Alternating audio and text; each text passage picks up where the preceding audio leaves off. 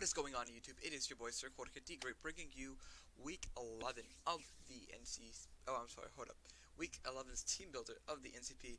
This week, as we are feasting off Joel and his Havana Honchkrows.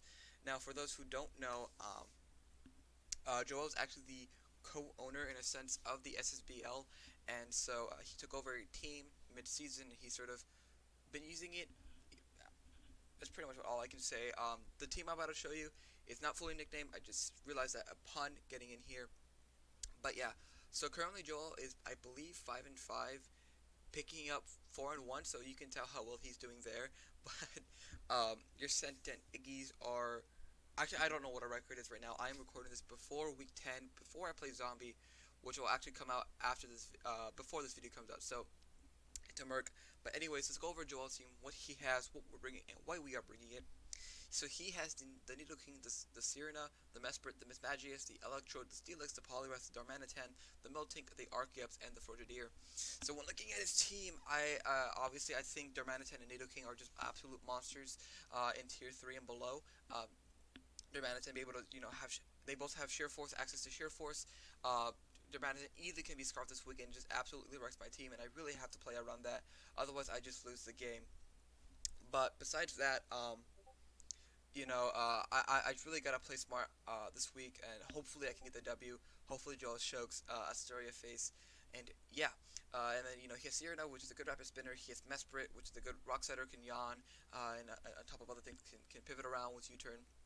Mismagius, which can have like access to D-Bond. A super scary threat, very especially defensive. He has the Electro super fast Mon. Really, it's very frail, so you see it with like a focus sash, I believe, and then it obviously has the signature move, like explode. So if he wants to nuke something, he can try to, but I doubt it'll be successful. He has Steelix, which is a very bulky, physically defensive mon. Another rocker that he has, reliable rocker, I may say, and then he has a Poliwrath. Again, he with the damn ability, he is immune to explosion type moves, and then he also has swim, so if he wants to bring rain, he totally can. He is Cedar Man, and again another big threat on his team, having access to like Sheer Force Life Orb, which is just a stupid combination of moves. He has the Miltank, which is again a very scary mon, able to set up with Curse. Another rocker of his has Milk Drink to restore its health, has Heal Bill to eliminate the saddest elements of his team. He has Archeops, which is a very scary threat. But once its HP goes down to 50, then it becomes much more of an easier target to handle because of its defeatist ability. And then finally, he has Frogadier with Protean, so he really can be any type he wants to be, and we really have to play around that to make sure that we don't lose the Frogadier completely. But yeah, you can see those 6. I think he brings. I don't think he brings Electrode. I really don't see it. He might bring Sirena. But I definitely think Needle King and Darmanitan do come because they're absolutely monsters of Pokemon. And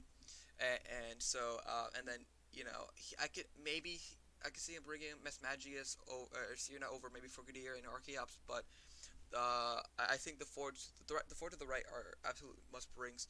Now let's go to what we're bringing and why we're bringing it. Mind you, Joel and George, our last 2 weeks opponents, they are like my front office basically, and so it's gonna suck. So for kicking it off, we have Kaminari, the Substrika with the leftovers, Volt Switch over Heat Thunderbolt and Thunderwave for right now. I might make the Hidden Power Ice so we can battle handle. Actually no, I like Thunderwave a lot.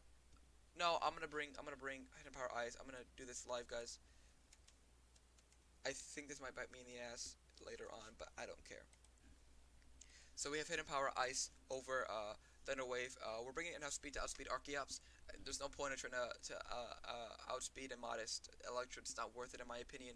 Kaminari just walls him completely unless he clicks Explode. We're bringing enough speed to outspeed the Archeops, and then we have the rest in special attack. We're trying to work out our friendly HP and stuff, whatnot. But yeah, let's see. Next up, we have Gamora, the Sneasel with the choice band this week. Iso Crash Knockoff, Ice Tread Pursuit. I might make this Life Orb. I like choice band a lot, just absolutely a lot, unless he has a mon named Darmanitan, in which case we sort of have to switch out and we have to sack something at the end of the day. But yeah, this does a lot. Just put a lot of pressure on his team again. with the speed tiers, we have enough speed to outspeed Archeops, Jolly Archeops if he wants to bring that. But yeah. Next up, we are bringing a Choice Scarf, Heracross, Mecha Tree, Earthquake, Close Combat, Rock Slide, Knockoff. This combination of moves really just put a number to his team. It hits everything. Well, for the exception with Mesprit, which I'm sure it lives a hit off of Knockoff if he has like some sort of plate or whatever. But anyways, so yeah, we're bringing Knockoff, Rock Slide, Close Combat, and Earthquake that just does a number to his team, and I like it a lot this week. Next up, we have another Trace Scarf in Gardevoir. With the Trace ability, Moonblast, Psychic, Focus Blast, Thunderbolt. I mentioned that he has two Sheer Force Mons in Darmanitan and Nidoking. So the idea here is to trace our Sheer Force so that my Moonblast, Psychic, Focus Blast, and Thunderbolt just get boosted tremendously. We are outspeeding another Archeops again. I'm really risking myself. I'm putting myself out there when in terms of like my speed tiers because he could easily have a Scarfer who is outspeeding his own Archeops. But that's what I'm going on with this week. So the idea here is to go in, maybe after the Mana 10 or Nidoking kills a Mon, we go in with our Gardevoir, and we just click a button, and something just dies because we get that Cheer Food boost. Um, yeah, originally I was gonna be a Poison Berry, Poison Reducing Berry, the Cassie Berry, but then I was like, oh wait, to get the Trace boost, but then something can just easily revenge me on his B tiers alone. So I was like, that's not really worth it. So I'd rather just bring a Scarf. I could also brought Tailwind. That would have been nice too, in all honesty. But Transit really didn't make a lot of sense to me this week. Next up, we are bringing PB and JR Tentacles, the Black Sludge Skull, Toxic Knockoffs, Toxic Spikes. I like Toxic Spikes here, even though, actually no, I don't like Toxic Spikes at all here. My goal was Rapid Spin instead. Yeah, I'm gonna go with Rapid Spin instead. No, I'll keep him. No, I'm doing this live, guys. I'm doing this live. Actually, hold up. What do I want instead? I'm doing this live. Skull hits everything. Uh, I guess we go Giga Drain for that pesky Frogadier. Anyways, so we're bringing enough. We're bringing a very physically defensive PB&J this week. We have enough speed to outspeed, I believe, a Nidoking, so we don't lose to that specifically. But yeah, and then finally we have Bronzong, our Clutch Sack, with the Akaberry. Again, that's solely for the Darmanitan. Uh, Earthquake just does a lot to himself. Rocks, Psywave, and Reflect. Reflect again is for that Darmanitan, so we can easily live another hit and hopefully revenge it with something else. But yeah, so these are the team guys. I'm gonna end this team builder here because I'm about to battle Joel.